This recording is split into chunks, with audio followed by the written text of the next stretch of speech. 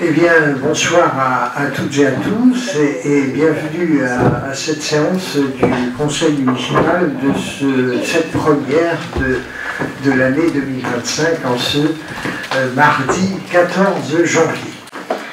Tout d'abord, je tiens à excuser notre collègue Christian Guillemot qui est absent et qui me donne pouvoir ce soir. J'excuse également Jean-François Guillard qui est absent et qui donne pouvoir à M. Faure. Je vais demander à Jean-Marc Coutin s'il souhaite être secrétaire aussi, il accepte plus exactement d'être le secrétaire de séance. Merci Jean-Marc.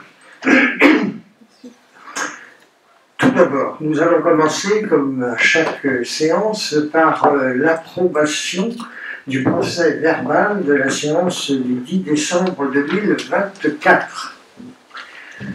Vous vous souvenez tous qu'il n'y a pas de formalisme particulier pour l'approbation. Sans autre remarque de votre part, je vous propose d'approuver le procès verbal de la séance du 10 décembre 2024. Eh bien écoutez, merci et nous allons continuer avec le projet de délibération portant sur l'ouverture par anticipation de crédits budgétaires pour la section d'investissement 2025. Comme chaque année, nous proposons d'ouvrir les crédits en section d'investissement pour procéder aux dépenses avant le vote du budget. Nous avons le droit d'ouvrir le quart des dépenses inscrites au budget lors de l'exercice précédent. Vous avez eu le détail des enveloppes prévues pour chaque opération d'investissement. Oui, il y a quelque chose qui siffle.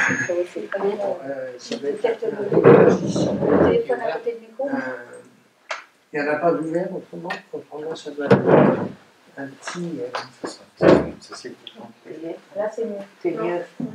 Ah, c'est pas mieux. Voilà. Ça y est, on a trouvé. Voilà. C'est vrai que c'était désagréable, ce petit sifflement. Alors, vous avez eu, donc je reprends, le détail des enveloppes prévues pour chaque opération d'investissement. Cela nous permettra de payer en temps et en heure nos fournisseurs sur les projets déjà engagés. Alors, vous avez le tableau, je ne vais peut-être pas reprendre toutes les lignes, hein, vous l'avez eu, je suis sûr que vous l'avez bien regardé. Est-ce que vous avez, avant de passer au vote, avez-vous des questions, des remarques? L'acquisition de matériel, c'est pourquoi? Alors, attendez, à la ligne... La 2, sur cette opération. Oui, alors ça c'était sur... Ce ne sont que les possibilités d'utiliser les crédits sur les opérations en aucun cas des engagements ou des devis qui ont déjà été signés c'est en cas de besoin. Voilà, en cas de besoin, c'est-à-dire que c'est sur le budget 2024, hein, voilà. On reprend pour 25, mais c'était par rapport à ce qui avait été du BP 24. Et voilà, c'est une ouverture de crédit.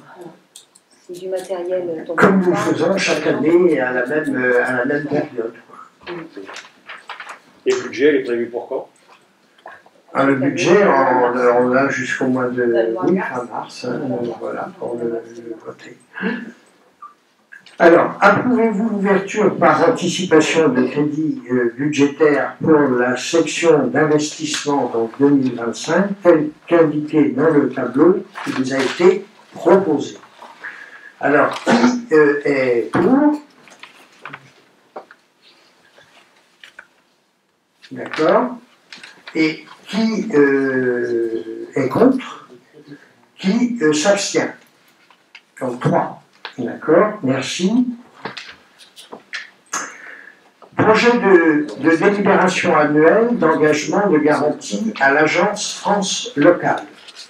La ville de Malétroit a voté, vous vous souvenez, en 2020, l'adhésion à France Locale, qui est une banque détenue par les collectivités territoriales.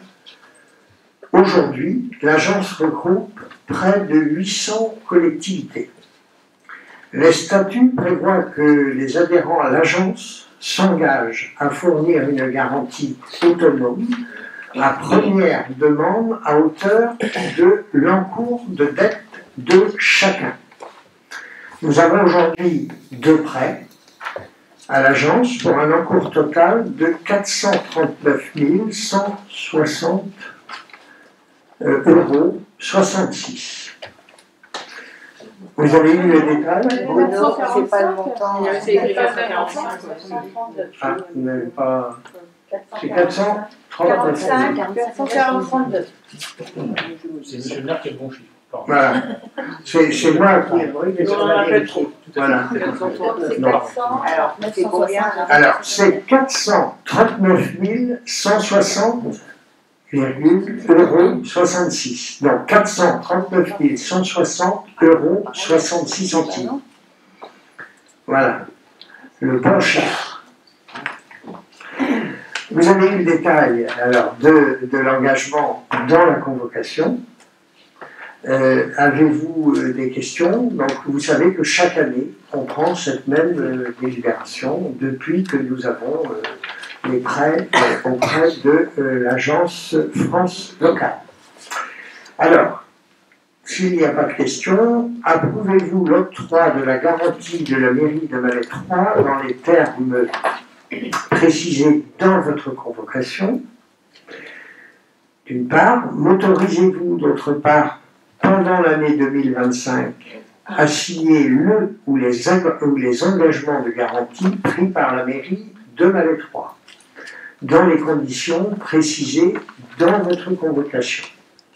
Et troisième point, m'autorisez-vous à signer tout acte ou tout document permettant la mise en œuvre de cette délibération?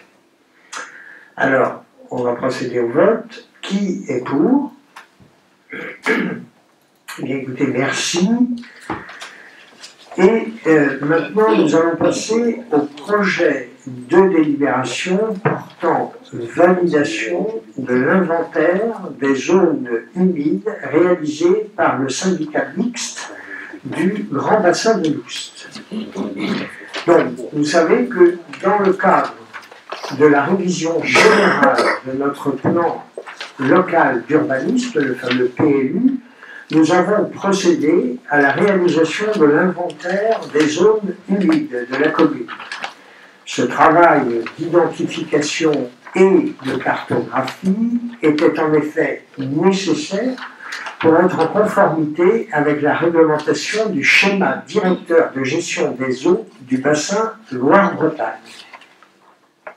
L'inventaire des zones humides de la commune a été réalisé, comme je vous l'ai dit précédemment, par le syndicat mixte du Grand Bassin de l'Oust. Cet inventaire a été étudié dans le cadre d'un groupe de travail composé d'élus, d'un représentant de l'association de pêche, d'un représentant de l'association de chasse et d'un agriculteur malestroyen. Donc, nous avons organisé une consultation et une réunion publique à l'automne dernier, qui s'était déroulée d'ailleurs au passe-temps, et le plan des zones humides vous a été transmis avec vos convocations. Donc, les zones humides identifiées seront classées dans le document d'urbanisme et deviendront inconstructibles dans le nouveau PLU, donc dans le nouveau plan local d'urbanisme. Elles sont bien classées en zone inconstructible. Alors, avez-vous des questions sur ce plan? Ou alors, je vous propose tout simplement de passer au vote, d'approuver cet inventaire des zones humides qui a été réalisé par le GB. Voilà. Alors, approuvez-vous l'inventaire des zones humides réalisé par le syndicat mixte du Grand Bassin de l'Oust et donnez-vous votre accord pour les classer inconstructibles au PLU. Alors, qui est pour?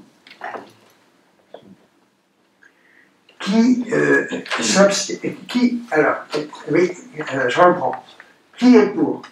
D'accord. À l'unanimité, hein, je crois. C'est ça? Très bien, merci.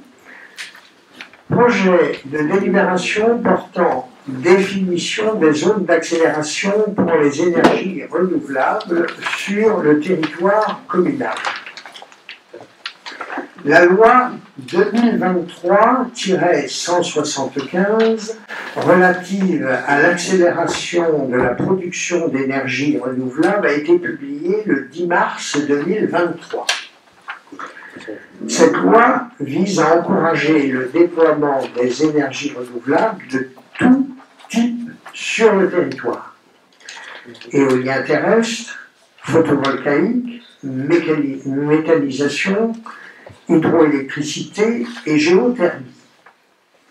Dans ce travail de programmation, les communes ont leur mot à dire en définissant des zones préférentielles sur leur territoire pour accueillir ces nouvelles énergies. Je vous précise que ces projets pourront bénéficier de mécanismes financiers indicatifs. En revanche, le fait d'être situé en zone d'accélération ne garantit pas un projet la délivrance de son autorisation ou de son permis. Le projet doit, dans tous les cas, respecter les dispositions réglementaires applicables. Nous avons transmis les zones envisagées avec vos convocations. Elles sont situées en dehors du SPR.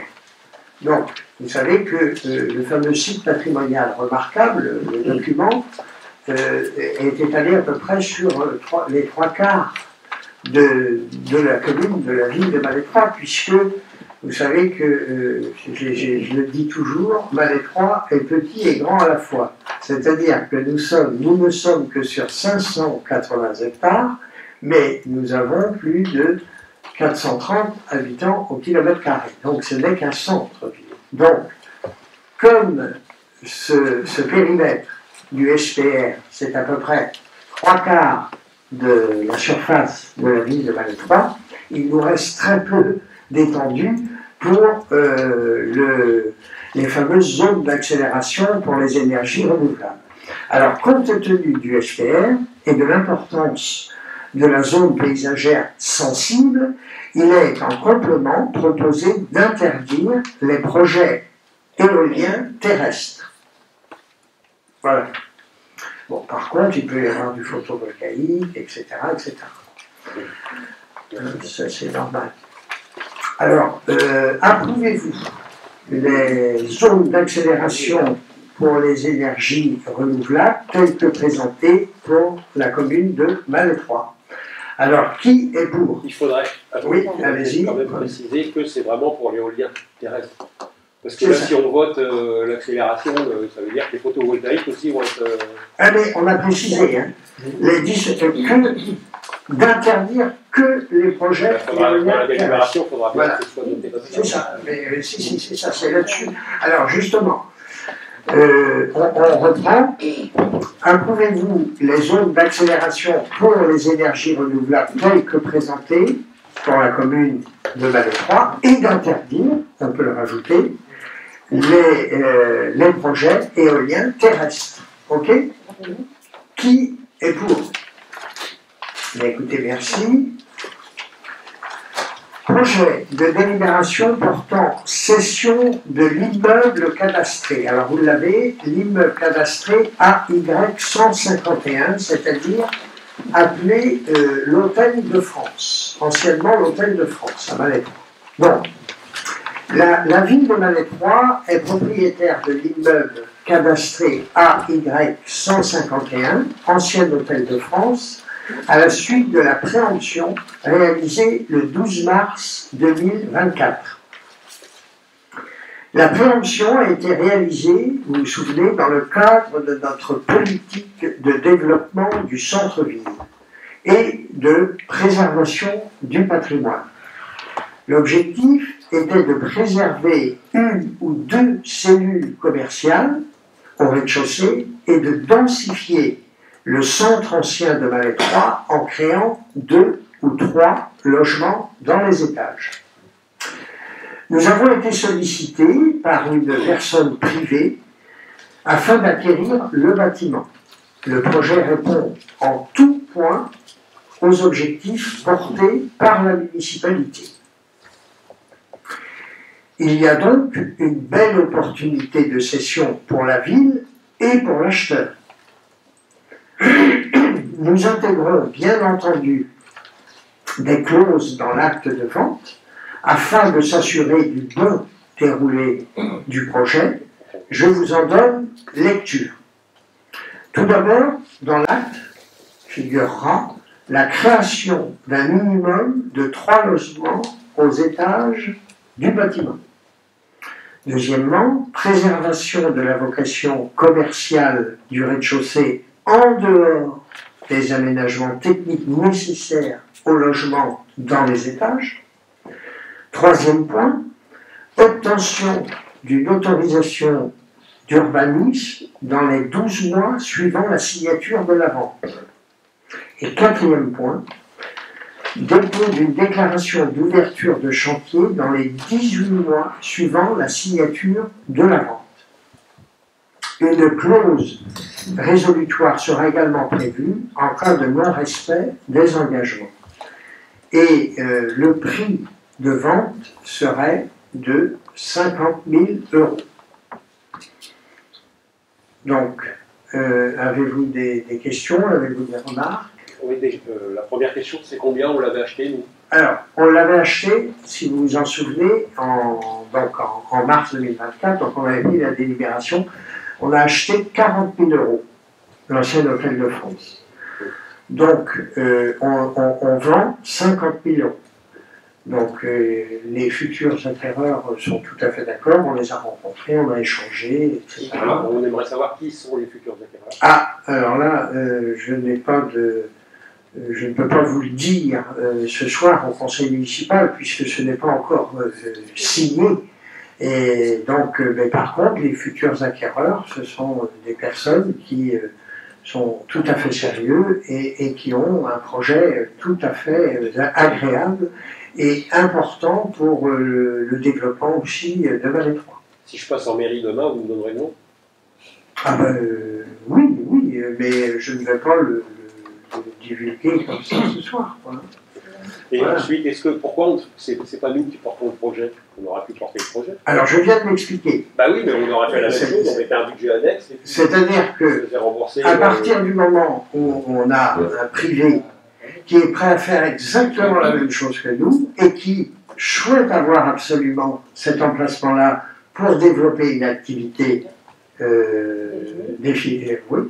est très précise et qui rendra des services à la population et au pays, eh bien, je ne vois pas pourquoi on empêcherait de le faire. À partir du moment où ça rentre exactement dans les critères de notre politique de développement de Malétroit, que ce soit sur le plan commercial et sur le plan de l'habitat, je ne vois pas pourquoi on empêcherait quelqu'un de le faire. Ben c'est un bon investissement. Une fois qu'on aura remboursé, les loyers venaient créditer notre budget. Mais je ne comprends pas ce que vous dites. C'est pas l'objectif. Ouais. On n'est pas dans une agence immobilière, on n'est pas là. On est là pour assurer les logements. Oui, mais c'est pas pas. Ben, il y aura des logements qui seront loués par les privés, quoi. Que je sois nous ou que je sois un privé, autant qu'ils puissent jouir d'un bâtiment et qu'ils montent une activité économique à Malétroit, commerciale. Oui. Et au niveau du stationnement, alors ça va se passer comment? Alors le stationnement, eh bien c'est comme tous les, si vous voulez, tous les dossiers qui sont en cours en ce moment dans Malétroit, dans le centre-ville, et nous travaillons d'ailleurs sur ce sujet dans dans la révision totale du PLU, je pense que nous améliorerons pour développer l'habitat dans le cœur de Ville de Val-de-Trois, puisque c'est important de développer l'habitat. On sait bien la politique de l'habitat en France aujourd'hui, comment est cette politique. Il manque des appartements, il manque de l'habitat. Eh bien, nous ferons nécessaire dans le nouveau PLU pour enlever tous ces obstacles-là pour les investisseurs qui veulent louer des appartements dans le cœur de ville de Val-de-Trois. Ça, c'est sûr. Parce que le PLU, vous le savez, il date de 2007. Il est quand même ancien. Et aujourd'hui, ça ne correspond plus aux besoins et aux demandes de la population. C'est pourquoi nous travaillons activement là-dessus. Voilà. Alors, oui, vous aviez d'autres remarques, peut-être d'autres questions? Non. Approuvez-vous la cession de la parcelle AY 151 au prix de 50 000 €, frais et débours à la charge de l'acquéreur, et approuvez-vous les clauses annoncées ci-avant pour l'acte de vente? Qui est pour? Alors, qui est contre? Qui s'abstient? 4, hein, c'est ça. OK.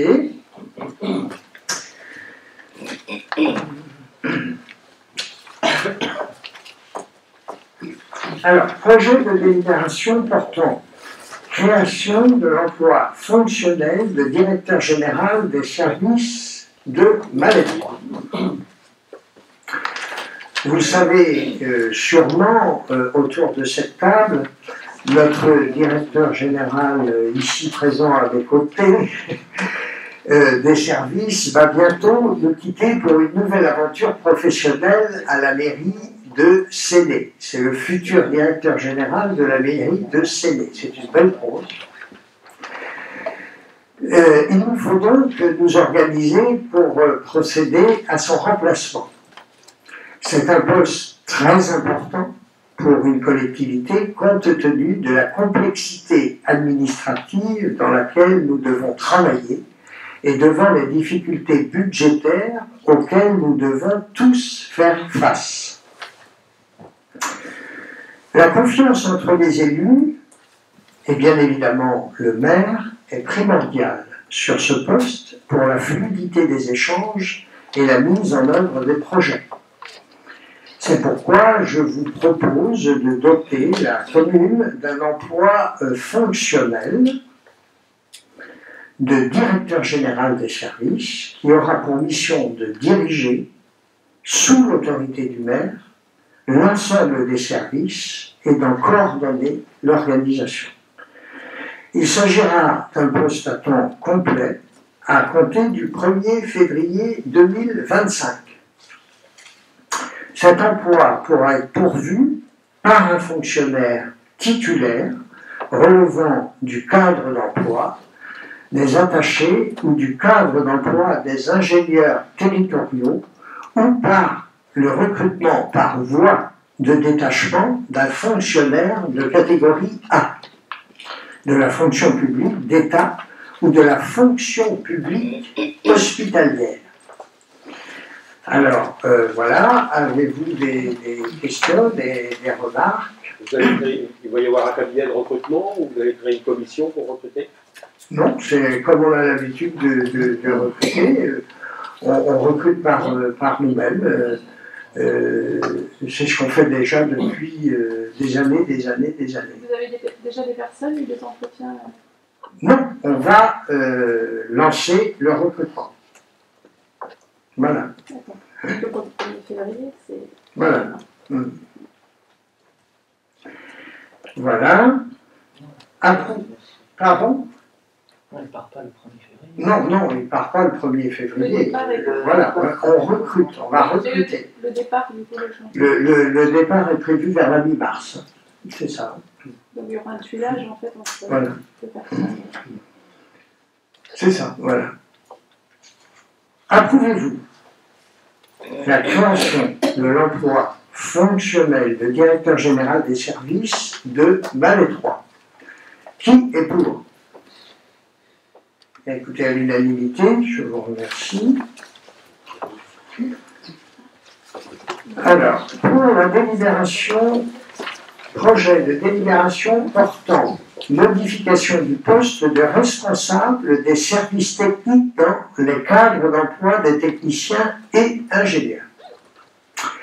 La commune a relancé une offre d'emploi pour le poste de responsable des services techniques. Nous avions trouvé un excellent profil, mais il s'avère que nous n'étions pas les seuls à le trouver, puisqu'une entreprise privée lui a fait une offre qu'on ne peut refuser. C'est dommage pour la ville de Malétroit, mais il faut lui souhaiter bon vent dans son nouveau projet. Afin de faciliter les recrutements et d'encourager la diversité des profils des candidats, nous proposons de modifier l'emploi de responsable des services techniques à temps complet, actuellement ouvert sur le seul grade de technicien, pour permettre un recrutement sur les cadres d'emploi de techniciens et d'ingénieurs. Nous pourrons peut-être ainsi accroître le nombre et la qualité des candidatures que nous recevrons. Je vous précise que l'emploi pourrait être occupé par un agent contractuel, recruté, à durée déterminée, pour une durée maximale d'1 an, en cas de recherche infructueuse de candidats statutaires, avec prolongation possible de 2 ans. Donc, voilà ce que je vous propose pour élargir l'offre et le choix des candidats, parce que là aussi, le poste de directeur général des services est un poste très important, mais le poste de responsable des services techniques est un autre poste très important aussi. Alors voilà, avez-vous des questions, avez-vous des remarques? Vous voyez, nous sommes en ce moment dans les recrutements, qu'on se le dise. Dans l'attente là, du nouveau recrutement, comment est géré les services techniques? Alors, les services techniques sont gérés actuellement par un responsable des services techniques par intérim. Donc le second, le numéro 2 des services techniques, passe le responsable officiel par intérim le temps de trouver quelqu'un de compétent dans ce poste. Voilà. Donc c'est fait, donc il est déjà en poste par intérim. Et notre responsable quitte vendredi soir actuel. Donc, et lundi, le numéro 2 passe responsable par intérim dès lundi prochain. Voilà. Alors, approuvez-vous la modification du poste de responsable des services techniques dans le cadre d'emploi des techniciens et des ingénieurs territoriaux? Qui est pour? Eh bien, écoutez, à l'unanimité, je vous remercie. Projet de délibération portant convention de collecte de dons avec la Fondation du patrimoine dans le cadre de la rénovation, de la préservation et de l'embellissement de l'oratoire de Notre-Dame de Pontmain. La commune de Malétroit a été sollicitée par une personne privée afin de soutenir un projet de rénovation, de préservation et d'embellissement de l'oratoire de Notre-Dame de Pontmain. Cette personne, Madame Poisson-Borteau, a déjà effectué un don de 6 500 € à la Fondation du patrimoine fléché vers ce projet. Il s'agit pour elle d'un premier versement réalisé en 2024. Un second du même montant sera effectué dès la convention signée. L'équipe municipale remercie chaleureusement Madame Poisson-Borteau pour cette initiative et ses dons. Pour rappel pour tous, l'oratoire de Notre-Dame de Pontmain a été offert en 1998 par M. Joseph Noël et Mme Françoise Noël, née Poggi. Nous avons d'ailleurs eu le plaisir, hein, n'est-ce pas, avec Michel, qui est la vice-présidente du CCAS, d'aller fêter les 100 ans de Madame Noël en décembre dernier à la résidence Autonomie Senior de Val-d'Oust. Nous avons procédé aussi à un estimatif des travaux qui pourraient être menés pour redonner un cachet à l'oratoire, coupe d'un arbre. On va être obligé de couper un arbre qui est très ancien, mais on est obligé de le couper, dont les racines soulèvent la dalle. Mais rassurez-vous, nous allons replanter. Vous savez, tout arbre arraché, nous, à Balai 3, on replante. C'est important. Donc, travaux de peinture, petit aménagement paysager, etc., etc. L'estimatif sommaire des travaux est de 15 000 € hors taxe. La commune pourrait engager 20% du montant de cet estimatif, soit 3 000 € hors taxe, crédit à inscrire au BP 2025. Afin d'encourager ce projet, un partenariat avec la Fondation du patrimoine, qui est représentée sur notre secteur par M. René Barat, qui est venu ici en mairie pour parler de ce projet. Donc, ce partenariat avec la Fondation du patrimoine permettra de lancer une campagne d'appel aux dons populaires qui vise à encourager le mécénat. Donc voilà, vous voyez où se situe hein, l'oratoire Notre-Dame de Pontmain, hein, donc à Pont, sur le lieu dit Pont-de-Main aussi, hein, donc en montant vers Saint-Marc. Voilà. Donc, je vais vous poser les questions suivantes. Approuvez-vous la conclusion d'une convention avec la Fondation du patrimoine telle que je vous l'ai présentée? Deuxième point, m'autorisez-vous à signer la dite convention de collecte de dons et de tout document afférent? Et troisième point, êtes-vous d'accord pour prévoir les crédits communaux à hauteur de 3 000 € hors taxe au BP 2025? Qui est pour? Pour cet oratoire. Oui, pour l'oratoire, Notre-Dame. Bien, écoutez, à l'unanimité, merci. Maintenant, nous allons passer sur voilà, des informations. Hein, on va passer sur des informations diverses. Donc, le conseil départemental va entreprendre le rejointoiement du Pont-Neuf. Vous savez, le Pont-Neuf, il y a déjà eu la première grande tranche de travaux, il y a maintenant au moins 2 ans, hein, oui, même peut-être 3, ça passe tellement vite, 3 ans. Donc il y avait eu la consolidation du pont, du tablier, etc., hein, avec, vous vous rappelez, la fameuse déviation, etc. Bon, cette fois-ci, ce sera un petit peu moins lourd, mais il y a cette fameuse deuxième tranche qui doit être réalisée. Donc, ces travaux sont dans la continuité de la réflexion du tablier, déjà réalisée. Ces travaux vont durer jusqu'à la fin du mois de mai. Et le président, alors ils sont entièrement payés, pris en charge par le propriétaire du pont, qui est le conseil départemental du Morbihan.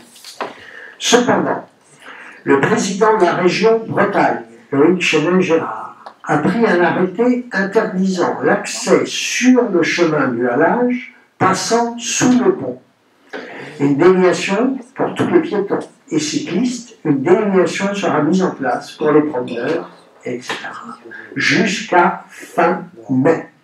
Le temps de rejointoyer le pont dessous, sur les côtés et partout. Voilà. Après, nous aurons vraiment, on pourra dire, là vraiment, c'est le pont neuf.